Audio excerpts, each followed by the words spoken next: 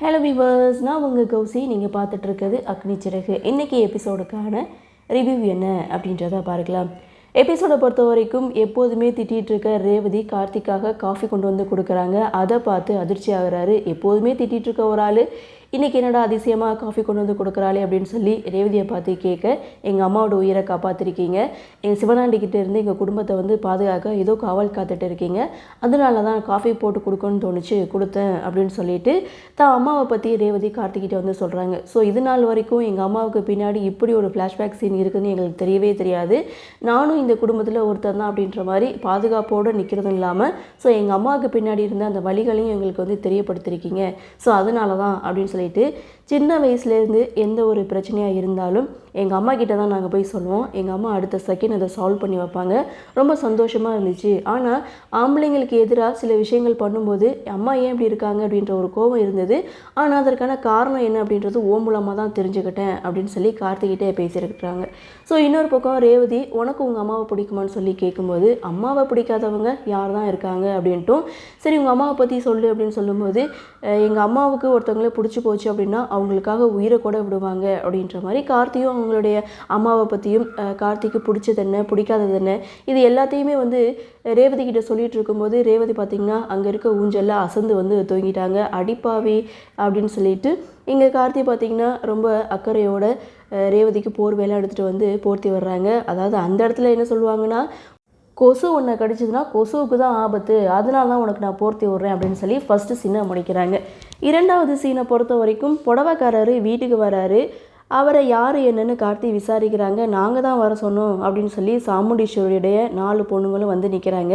புடவை எடுக்கிறா இருந்தால் கடையில் போய் எடுக்க மாட்டீங்களான்னு சொல்ல, இது எங்கள் வீடு எங்கள் இஷ்டம், பாடி கார்டுக்கு நீ இருக்கே, அப்புறம் எங்களுக்கு என்ன பயம் அப்படின்னு சொல்லிட்டு, உனக்கு தெரியாமல் ஒரு தூசி திரும்ப கூட இந்த வீட்டுக்குள்ளே நுழைய முடியாத போலையே அப்படின்ற மாதிரி புடவை எடுக்க ஆரம்பிக்கிறாங்க. அப்போது ரேவதி பார்த்திங்கன்னா கார்த்திகிட்ட ஒரு புடவை எடுத்து, இந்த புடவை நல்லா இருக்கா அப்படின்னு சொல்ல, யாருக்கு அப்படின்றாங்க, அம்மாவுக்கு தான் அப்படின்னு சொல்லும்போது நல்லா இருக்குது அப்படின்னு சொல்லிட்டு போயிடுறாங்க. அப்படியே சீனை கட் பண்ணால் ரேவதி எடுத்திருக்கிற புடவை யாருக்குன்னா கார்த்தியுடைய அம்மாவுக்கு. ஸோ உடனே கார்த்தி வண்டி எடுக்க சொல்கிறாங்க. எங்கே என்னென்னு கேட்கும்போது உங்கள் அம்மாவை பார்க்க தான் போகிறோம் அப்படின்னு சொல்ல கார்த்தி செம்ம ஷாக்காக வராங்க. அம்மாவை பார்க்கவா அப்படின்னு சொல்ல, ஆமாம் உங்கள் அம்மாவை பார்க்க தான் போகிறோம், அதுவும் சர்ப்ரைஸாக வந்து போகலாம் அப்படின்னு சொல்லிட்டு கார்த்தி ரேவதி 2 பேரும் வண்டியில் போயிட்டுருக்காங்க. எப்படியாவது இந்த விஷயத்த அம்மா கிட்டே சொல்லணுமே அப்படின்னு சொல்லிட்டு, நான் என் ஃப்ரெண்டுக்கு வந்து முக்கியமான ஒரு கால் பண்ணணும், பேசிட்டு வந்துடுறேன்னு சொல்லிட்டு காரை விட்டு கீழே இறங்குறாங்க. ஸோ அந்த இடத்துல கார்த்தி தன்னுடைய அம்மாவுக்கு கால் பண்ணி இது மாதிரி ரேவதி உங்களை பார்க்கணுன்னு சொல்கிறா, எங்கே இருக்கீங்க அப்படின்னு சொல்லி கேட்கும்போது, நான் வந்து இந்த இடத்துல தான் இருக்கேன், கூட்டிகிட்டு வா அப்படின்றாங்க. ஸோ அது மட்டும் இல்லை, நீங்கள் பணக்காரங்கன்னு தெரிஞ்சால் அவளுக்கு செம்மையாக கோவம், அவளுக்கு பணக்காரங்களே பிடிக்காது அப்படின்னு சொல்லும்போது, நீ கூட்டிகிட்டு வா, அதுக்கான வழியை நான் பார்த்துக்கிறேன் அப்படின்னு சொல்லிட்டு அடுத்த செகண்ட் அபிராமி ஒரு ரேஷன் கடையில் ஒரு ஏழை கெட்டப்பில் போய் நின்றுட்டுருக்காங்க. அங்கே வந்த கார்த்தியும் ரேவதியும் அபிராமியை பார்க்குறாங்க. ஓ இதுதான் ஏழை கெட்டப்பா அப்படின்ற மாதிரி கார்த்தி ஒரு பக்கம் மைண்ட் வாய்ஸ் கொடுக்க, நீங்கள் இந்த சாதாரண அரிசியை தான் வாங்கி சாப்பிட்றீங்களான்னு ரேவதி பார்த்து கேட்க, அதிக விலை கொடுத்து அரிசி வாங்கி சாப்பிட்ற அளவுக்கு வசதி இல்லாமல் இதை தான் நாங்கள் சமைச்சு சாப்பிட்றோம் அப்படின்னு சொல்ல, உங்களுக்காக நான் ஒரு புடவை எடுத்துகிட்டு வந்திருக்கேன் அப்படின்னு சொல்ல, ஏமா அதெல்லாம் எடுத்துகிட்டு வந்தேன் அப்படின்னு சொல்லி கேட்குறாங்க. உங்களை வேறொரு ஆளாக எங்களால் நினச்சி பார்க்க முடியல, அதனால தான் உங்களுக்கு நான் எடுத்துகிட்டு வந்தேன் அப்படின்னு சொல்லி அந்த புடவையை அபிராமி கிட்டே கொடுக்க, அபிராமி ரேவதியாக ஒரு ஹக் பண்ணிக்கிறாங்க. இதோட இந்த எபிசோட முடிச்சிருக்காங்க.